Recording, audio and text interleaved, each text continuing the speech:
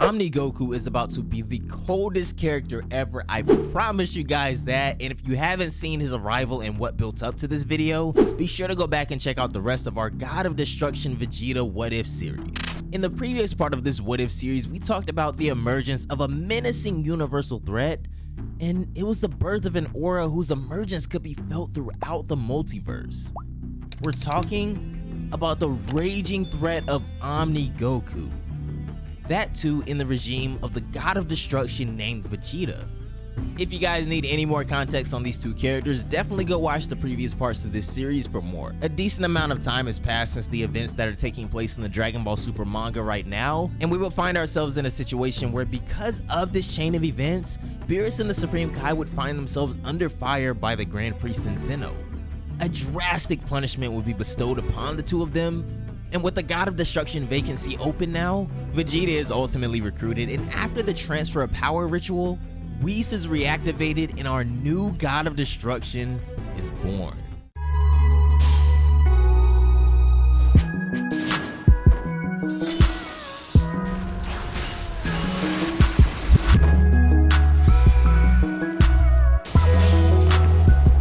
As we continue with part 3 of this series, Piccolo, after watching the events of the last chapter, is extremely perplexed and confused about what's going on with Goku, but before he could say anything else, Omni Goku lifts an arm above his head and sends a humongous Hakai blast towards the sun. It starts off slowly, just barely grazing the clouds, but gradually starts accelerating, until finally, within a single minute of its launch, the sun itself is made to explode. Now this was serious, not because the Earth had just lost its source of energy, but because the after effects from that explosion were instantly going to vaporize the side of the Earth facing the sun. The entire world had come to a pause. There wasn't even any time for media coverage. Dende quickly shouts at Piccolo, "Hurry, we must further ourselves from that explosion." Now, before Piccolo could fully grasp what's going on, his instincts themselves responded to the threat, and his brain responded to Dende's words. He unleashes all the life energy he had accumulated through his meditations and effectively changes the momentum of the planet somehow. But something so momentarily could hardly change their eventual doom. Omni Goku was still there, yawning and feeling kinda hot, I guess. Kind of ironic because it was the heat that triggered him into destroying the sun in the first place. Meanwhile, Whis would go on to relay the news of the destruction of the sun to Vegeta, who was, at that time, meditating to gain a better understanding of his new powers. Though that's when Whis sensed something quite unexplainable happen.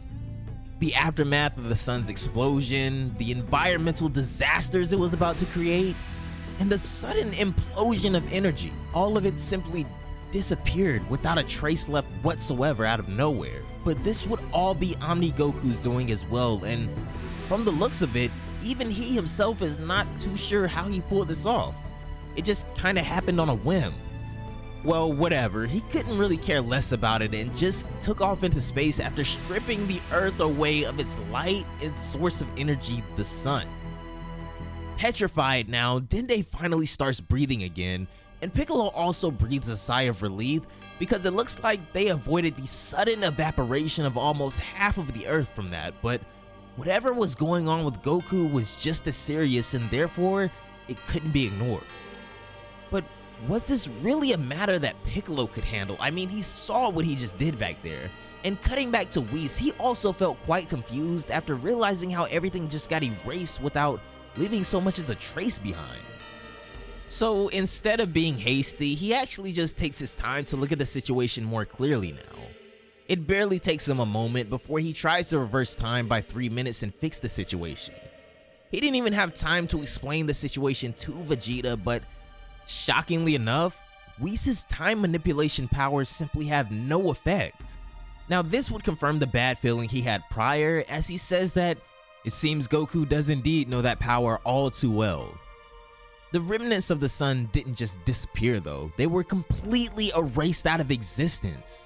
It's as if the sun was never there to begin with. And there is only one individual who is even capable of doing something like that, Whis exclaims. Whis would acknowledge that this is a situation already far beyond their own control, as in his entire lifetime, there were cases when individuals showed similar levels of strength, but none had ever been able to use that same kind of power before. And to top it all off, this one even managed to somehow negate Whis' powers. This had now gone far beyond a situation that Whis and Vegeta could deal with themselves. Consequently, a certain small group of people in Universe 12 who had maintained a low profile for millions of years suddenly get their attention swayed. And this is when we would go on to be introduced to a small but extremely powerful group of warriors from Universe 12, as one of them goes on to say, "Hey Zenith, here's our cue. Yeah, let's go. Looks like we finally found that missing piece to whatever they're talking about here. Get ready, we're headed out to Universe 7 at once," Zenith says.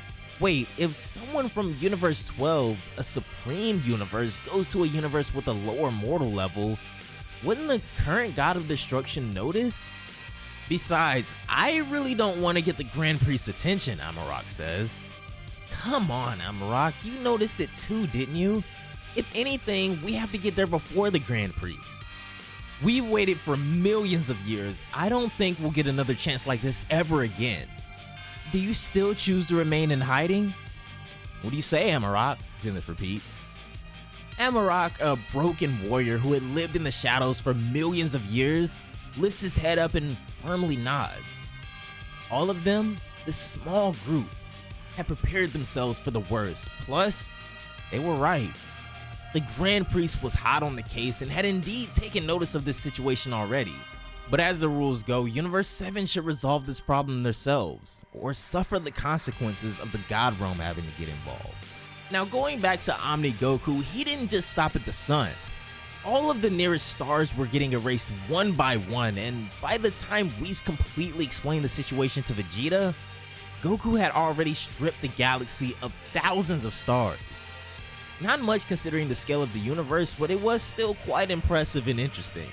Omni Goku, for whatever reason, was only going after the stars that had alien planets nearby, almost as if he was doing those aliens a favor by erasing that annoying heat from existence. Just what's going on in Goku's head? Vegeta, on the other hand, is exasperated, and he knows that as the god of destruction of their universe, seriously, what's the matter with you, Kakarot? He thinks to himself intensely. Whis knows that confronting Goku without fully grasping what's going on though might not be the best idea, but Whis also momentarily lets curiosity get the better of him. They both instantly lead to put Goku in place, who was currently engaging in combat against a powerful soldier from planet Albedo.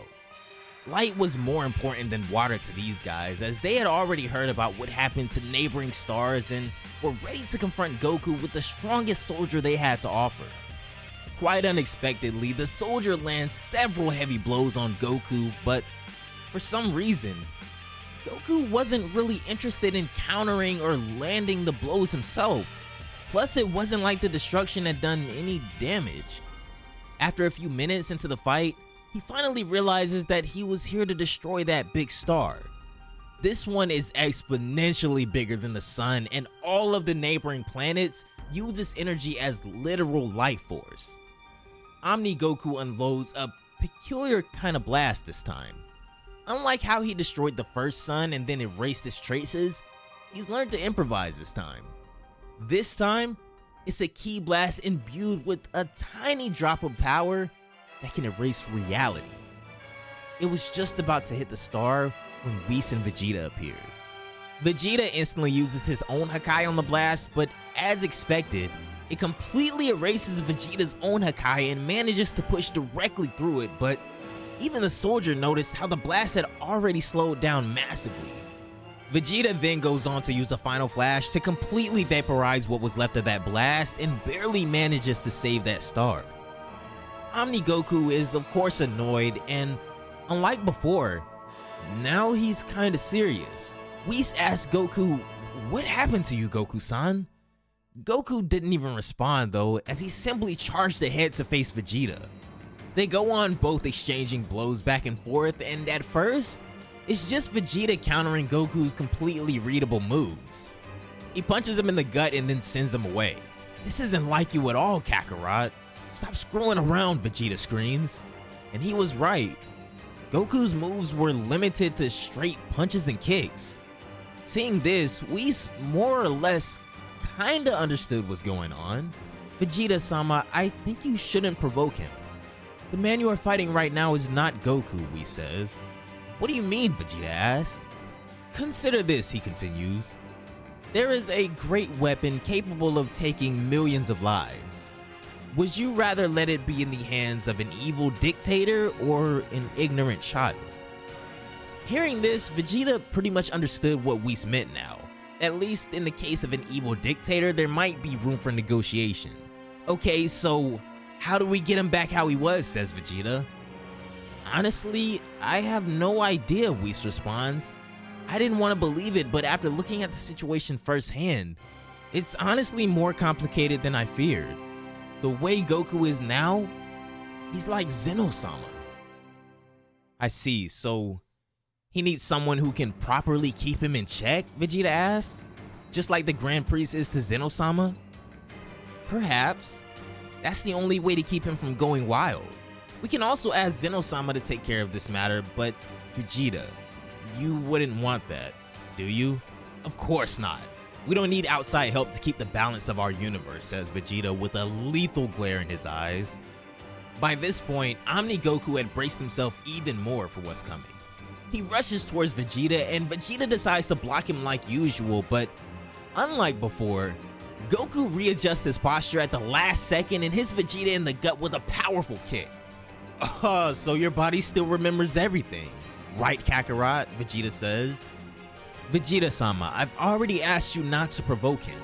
If he decides to use that same power again, you'll be erased out of existence, Whis says. Let's stop fighting and try to converse with him. The way Omni Goku was just able to learn and improve his fighting style on the spot though hints that this individual can still be reasoned with. It's maturing, Whis says. You say that, but should a god of destruction really be resorting to such cowardly ways? I'll put him in place. Plus, if I'm not using any energy blast, then maybe he won't get any ideas to use them either.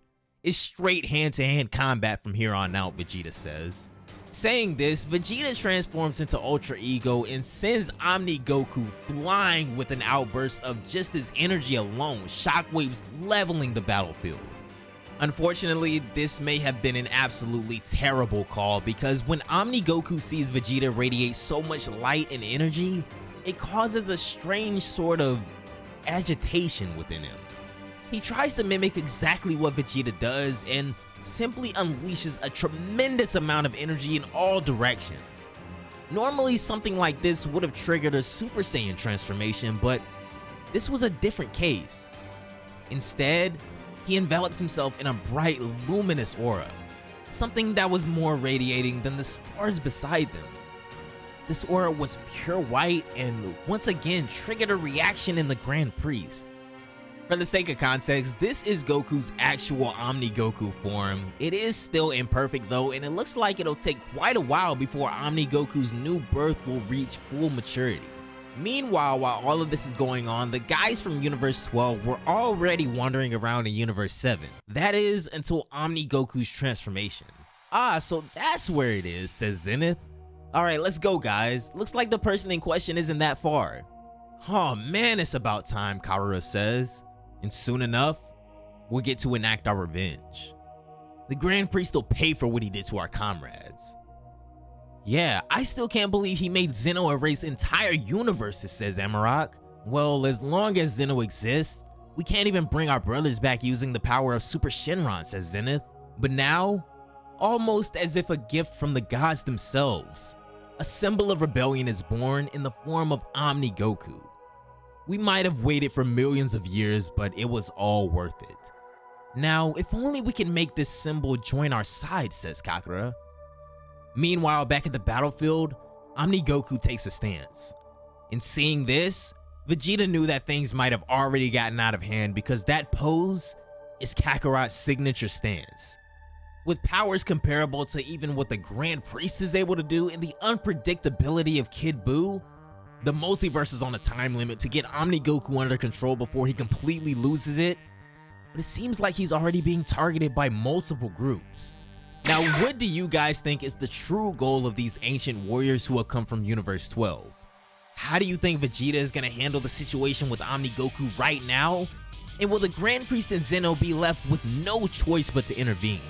Definitely share your thoughts down below in the comment section, and remember guys, this is a what if, so if you leave a dope idea down there, I might throw it in a couple chapters, who knows. But as for what happens next, I guess you're just gonna have to subscribe, turn on those notifications, and find out in the next edition of our very own personal what if series.